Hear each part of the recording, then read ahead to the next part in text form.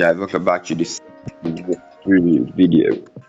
Yeah, welcome back to the second walkthrough video. And so for this one, um, I actually wanted to divert away from sorry, from the still life sort of paint that I did for the character in the first place to showing of the character and who was actually talking about at first in the first one I was talking about how the character was holding this sort of like herb. So that's what I'm actually going to explain in this particular piece, how this was all together. So let's dive in.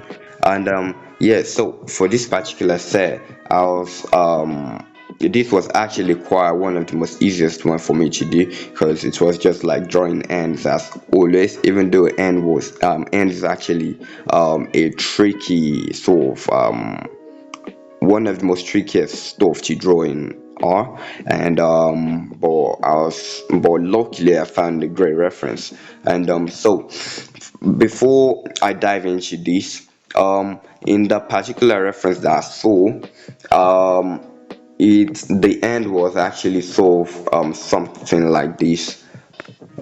Sorry, yeah, the end was something like this. The end was actually sort of something like this, holding the orb, holding, let's say the orb is actually particularly here, and the end wasn't actually really holding anything. It was just sort of actually almost grabbing the particular orb. So I didn't actually really like that, and so that's when I just took a photo of my own personal hand, and I'm supposed to put it right here, but yeah, you don't want to see my hand because it's not forward, yeah.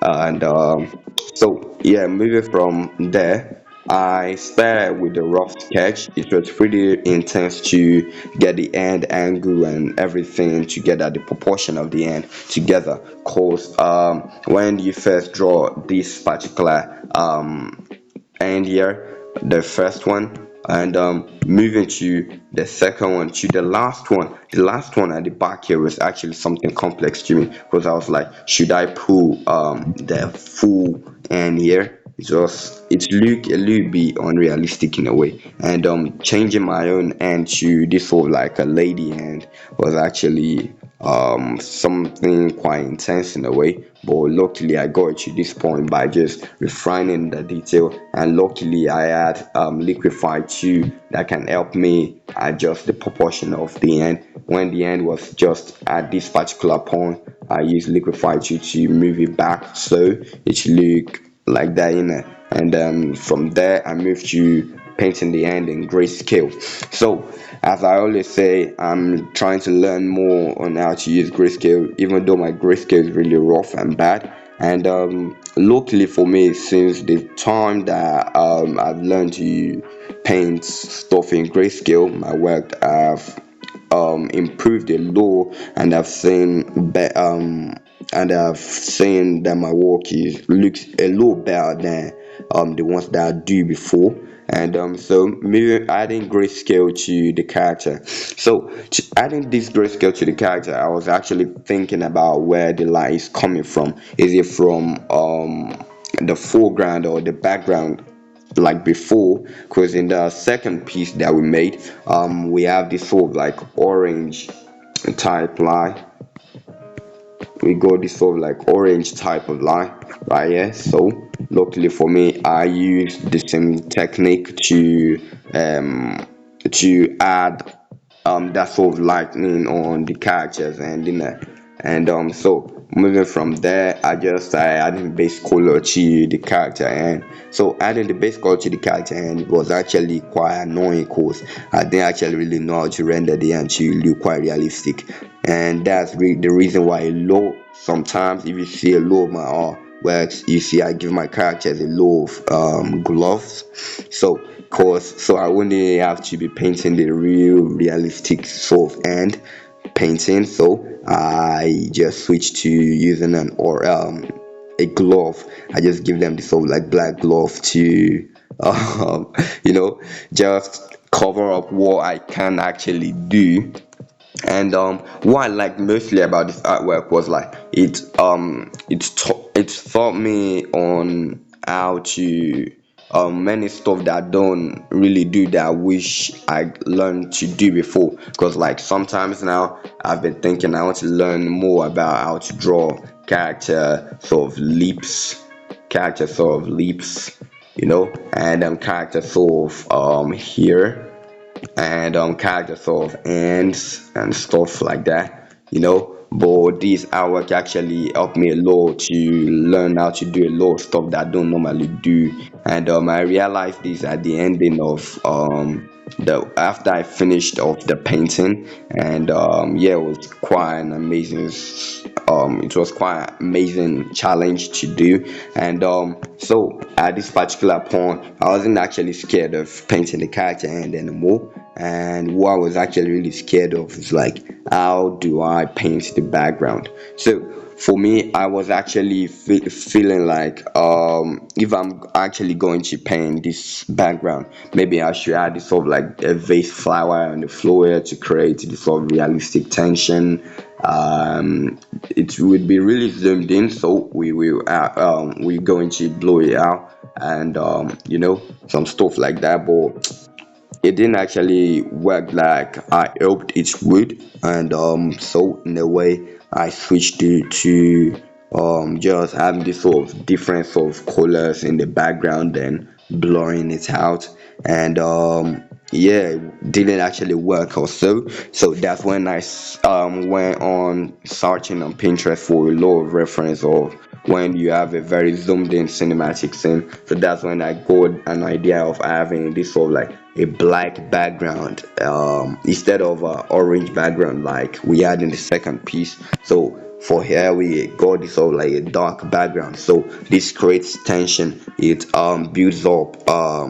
It gives us the how am I going to quite put this? Sorry, and it helps us to know, focus on what is actually in the foreground. Yeah, it helps us focus on what is actually in the foreground. And yeah, so moving from there, and I just started adding details to the rug right here. Even though this rug is quite annoying to me, that I wish I could actually change this in the final piece before I post it. And I'm still thinking about it. And what do you guys think about the sort of rug details that I made? Because I was actually feeling like the rug looked a little bit too rough. So in a way, I wish I could actually just remove a little bit of some details out of it, so it wouldn't actually be too confusing for people to see. And that's what I'm actually learning to do mostly in my artworks now. I'm actually learning to not detail stuff too much that people will start questioning the piece, that you wouldn't be able to understand what's going on in the actual artwork. So yeah, from there, and I moved to painting this whole orb globe that I was talking about, like a world. If you guys notice, in a lot of my artworks this year, I've been drawing this sort of particular type of orb. That these sort of different types of words are inside it. So these orbs, I just wanted to create this sort of story inside this sort of herb, that if these characters could actually open up this herb, they might find a new world to go into, or stuff like that. But for this particular herb for this character, our brother is actually lost inside this sort of particular world. So in a way, I'm still thinking about how to connect the story together, how she's going to enter this sort of world and go save her brother. And yeah, so moving on from there, from the sketch, grayscale, adding base color, adding much more detail then to the final work, and making sure you have the same lightning consistent all across your piece. So that's the initial thing you just go have in mind when you're painting something so realistic, thinking about how to create less details and stuff, and where to add more detail. And yeah, so from there we move to the second piece. So coming, yeah, so for the second piece, This second piece we go a portrait study, and I feel like I'm actually getting a little behind doing portraits than before because before my portraits were always like half-assed, so I don't really post it a lot. And so for this particular one, so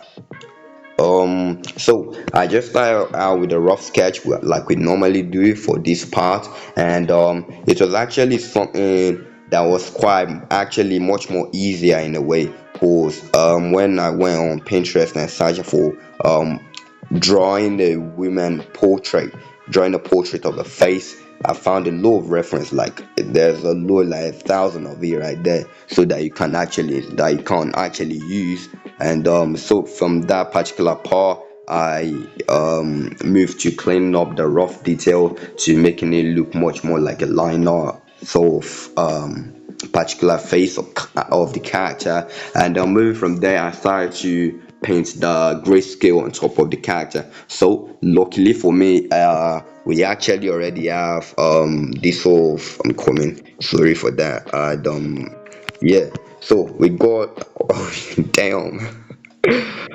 Yeah, but just let us move on because I wanted to show you guys the former piece before. So we actually got the background done from the first piece before this one. So it actually helps us a lot while painting this particular piece. So for this one, I just started adding rendering on top of the character face. So this particular piece, there was nothing too complex about it, right?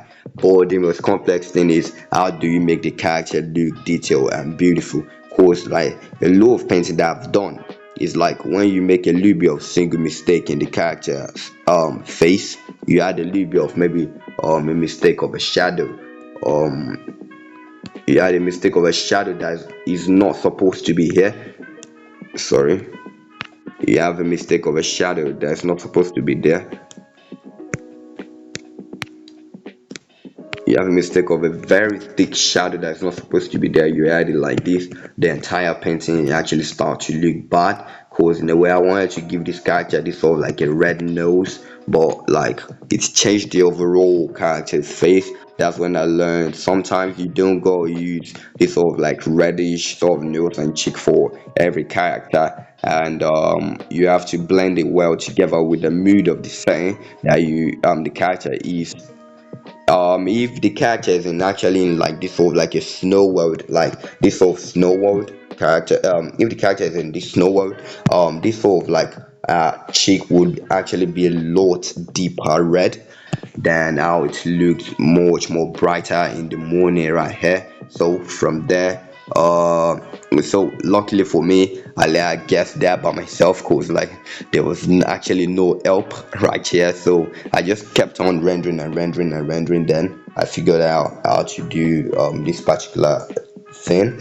So for the character, I actually tried my best to measure every proportion in the human facial structure so it would actually look as realistic as I wanted the character to be. And still for me, it's actually not enough. It's actually not enough for me. Like I thank God, like I go it right, but I feel like I should have actually make the character less stunning in a way, because like a character that you call a fire, the character fights a lot though, and you make her this beautiful like maybe maybe that's just sort of like my personal style of doing things, because like when I finish painting my characters in a network, they look beautiful like than I actually wanted them to be, and sometimes they look less beautiful than what I actually want.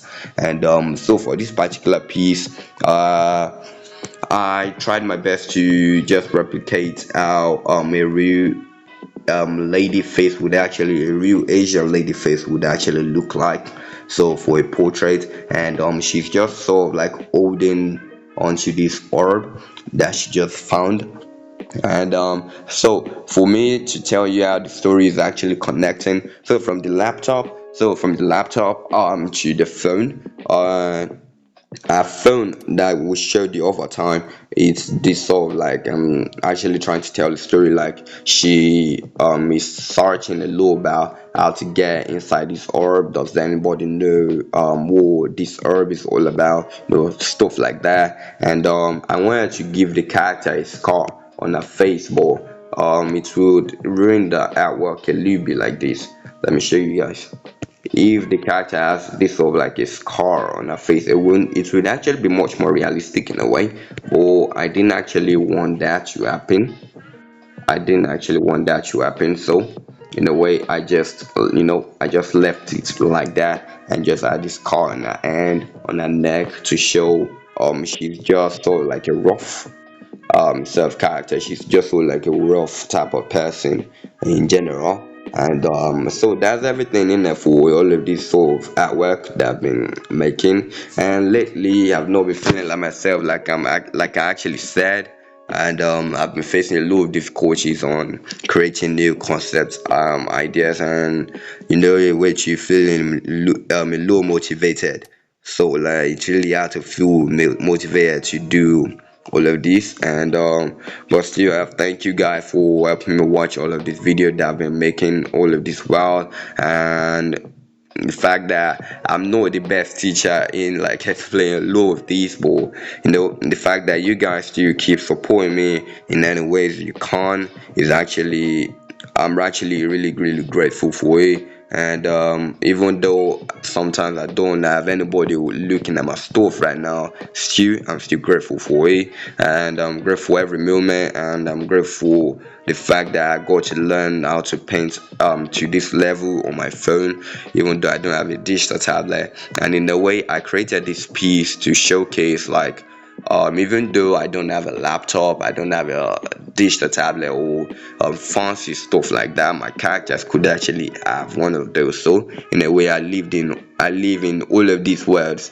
I live in their world, even though I'm still in reality, but still, the way life be going. And yeah, thank you for watching my video. I've just been mumbling and talking all along, and I hope you guys really understand the law in this process, just from the sketch to rough sketch to the sketch and to the doing grayscale, adding base color, then refining details. And for people who wants to know how I created this snow, I found a reference, then I tried my best to cut some part of the reference, maybe like the coil part of this or particular part. Then I started mimicking how the details looked in the reference, then created the whole entire piece by myself and duplicating a lot of shadows and a lot of custom brush trees to replicate the trees in the snow world. And yeah, I hope I didn't actually forget to say mention anything. And if you guys have a question about the artwork, you should say in the comment section. And I don't want any hate comment, but you can't actually do anything about that. And yeah, thank you for watching my video, and I will see you guys on the next one. Bye bye.